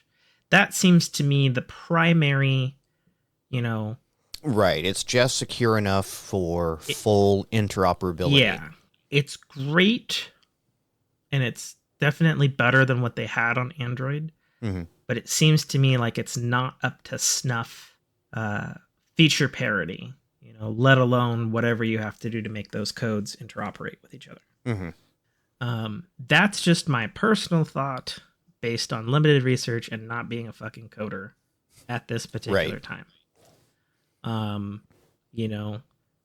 The outside looking in, obviously it's like, well, Apple isn't going to fucking adopt that because Google invented that. And okay, it's open, but why would they adopt that? Oh, I don't know. Why wouldn't they adopt USB-C? They invented it. Everyone uses it. Correction. Apple was on the board with Intel that helped pass the standard because USB is a standards conglomerate. Yeah. But the patent's owned by Intel. Anyways. Yeah. Ow. So I saw, we didn't talk about this last episode, did we? What's that? The Google event. Yes, we did. We did? God damn it. All right, well, then I'm not going to talk about it again. These things, I don't even have a post for them in the Discord. Yeah. Well, that's all I had in the Discord. Do we want to talk about anything else? No, I think we're good. This is a second nice little concise episode. I don't know what's happening. It's almost like we're getting our shit squared away. I mean, is that what's happening? Yeah. That and we're gaming less, so less to talk about there. And Yeah, I mean, I'm still working in gaming. yeah, I still see you pop on the occasional stream. Oh, I did see that the rumor mills have started from Apple leakers that there is potentially two new Apple TV models coming next year. This is interesting and has a lot of hype around it, specifically because of the new what is it? The one that's in the titanium iPhone this year that has fucking ray tracing and all that shit. Okay. Because the Apple TVs usually use the A series processor. And the scuttlebutt is that there's either going to be a $99 price point Apple TV, most likely using an older processor, and then that there's going to be a high-end Pro Apple TV that will have this big-ass bad chip that can do fucking full console games and shit. And that is the present scuttlebutt, because there's been some things that have entered into rumors mill from source suppliers and stuff that have the right code names on it to indicate massive hardware revisions coming up. Good. Which would please me to no end, because I've only been bitching about a properly capable Apple TV. Right. Don't get me wrong. They've figured out how to do the streaming apps and all the other things the Apple TV does, aside from gaming, super well. Mm-hmm.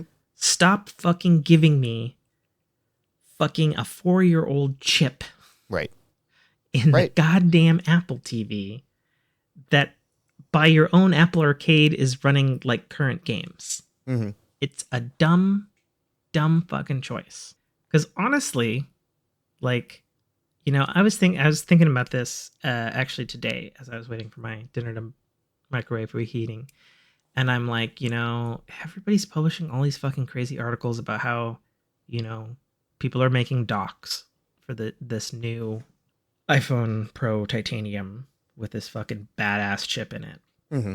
And I'm thinking to myself, man, that would be fucking sick in an Apple TV, most likely with active cooling. Like, that would make so much sense. But then again, it would also make a lot of sense that, like, okay, you have your fucking $2,000 phone. Why not have a dock at the end of the day, and then you hook up your favorite gaming controller to it and you play your fucking Resident Evil fucking 4 remake? Sure.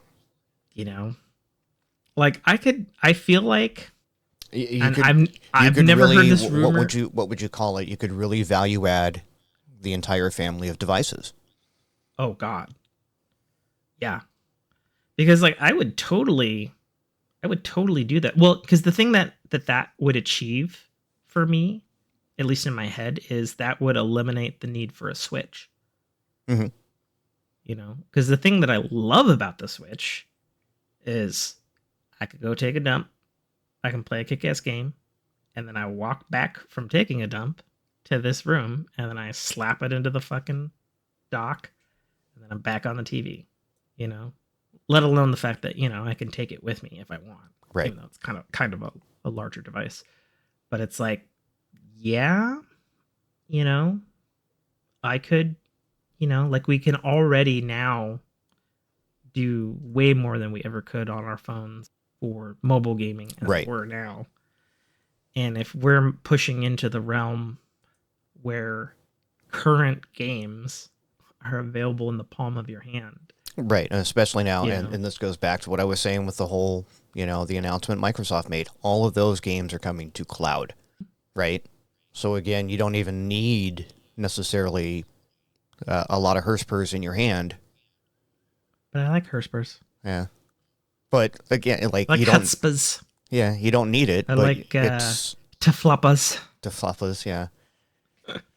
Yeah, that's again. You're aligning your interests across all your devices, and you're actually making, again, a compelling argument to say I now have a full Apple ecosystem that is functional, Yeah. not just usable. Well, and it's only just going to get more integrated. I mean, I've been saying that since they switched the Mac over to ARM, you know, and that now there's very much cross compatibility, cross play, whatever you want to call it. Mm-hmm. You know, because we can download any app from the App Store. Well, almost every app. Right. Developers can opt out if they're dumb.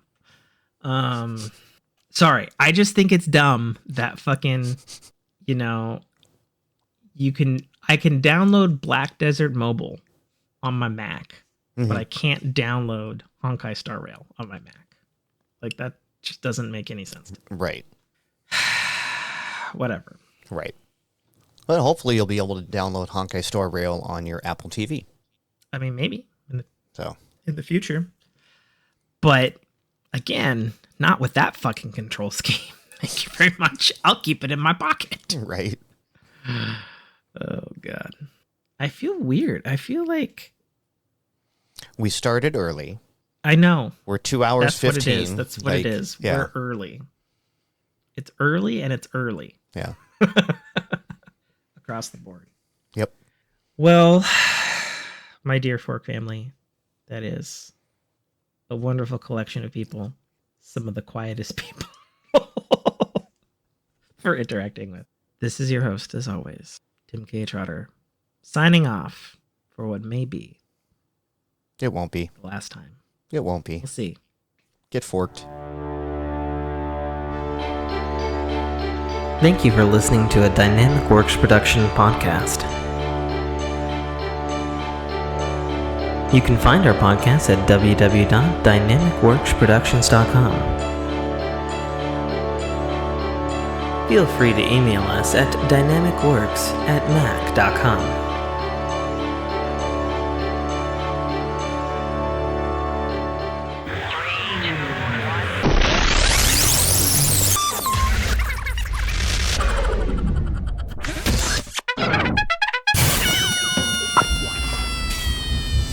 This is Dominic Armato, the voice of Guybrush Threepwood, and you're listening to a Dynamic Works production podcast. The Citadel, Arrival, is the first installment in a series of epic science fiction short stories reminiscent of the Pulp Fiction style. It's a fast-paced story that will take you through twists and turns that you will not expect, until they are thrust upon you with all the force, excitement, and chaos of a plasma cannon blast. The story follows Katarl, a nobody cog in the working wheels of a futuristic society run completely by Megacorp, a corporation that carefully runs and manages the lives of the people living under its sphere of power. On one of Katarl's few and far between days off from work, an outing he had hoped would be fun and relaxing turns into an explosive adventure that drags him kicking and screaming into situations and challenges that will make him question every aspect of his life. Watch this colorful tapestry unfurl as Katarl and his newfound allies find their way through this classic, yet oddly surprising tale of good and evil, where nothing is quite what it appears to be. That's The Citadel, Arrival by author Tim K. Trotter, available right now on Amazon Kindle Store and iTunes iBookstore for only $2.99.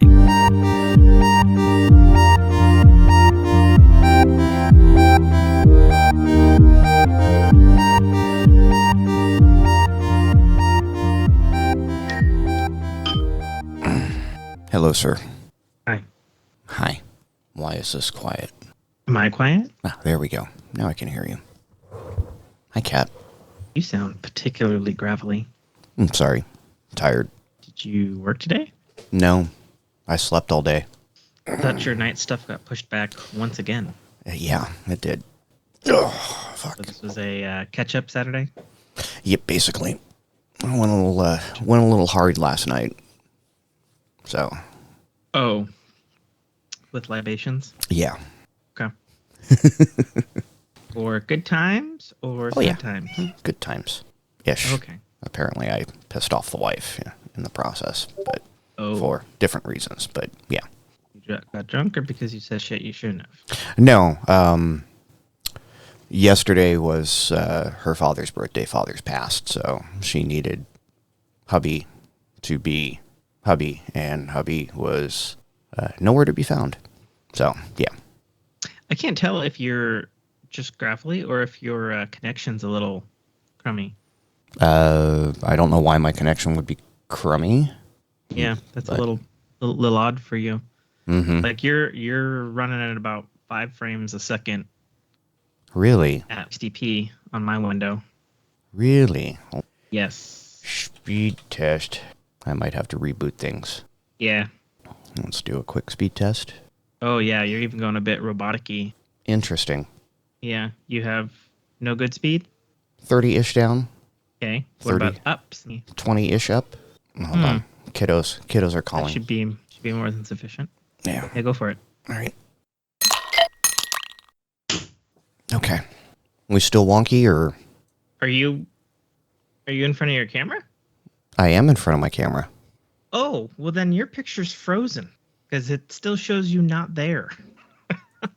Maybe I call you and see if it fixes it. Hello. Hi, Hi. there you are. Okay. Okay.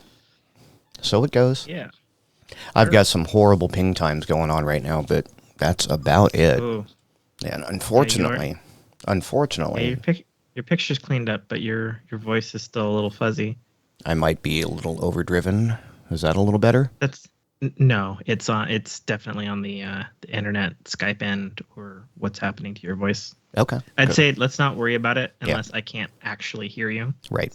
And I can hear you fine, so. Oh, good. Good to know. You just sound like you've had too much hair of the dog. You just woke up after 48 hours. I mean, And there also, is some truth to that. and you're doing your best impression of someone that's got one of those, the old, they got to hold their like things, their voice to Yes. talk. Yes. Yeah. Fun. Okay. Okay. It's fine. And your picture froze again. It's fine. This is fine. Maybe shut your video off for this one, unfortunately. Okay. 'Cause I just have you frozen like this. Interesting. I don't know if I can look at that for 3 Okay. All right. Well, I mean, we are video free. Okay, cool. Video free America. Do you still have me up or no? I do. You just get this furry mug then. Yes. The Grizzly Adam cat. Stop. Okay. And All right. And 3. 2. 1. I guess I can't. Cut in.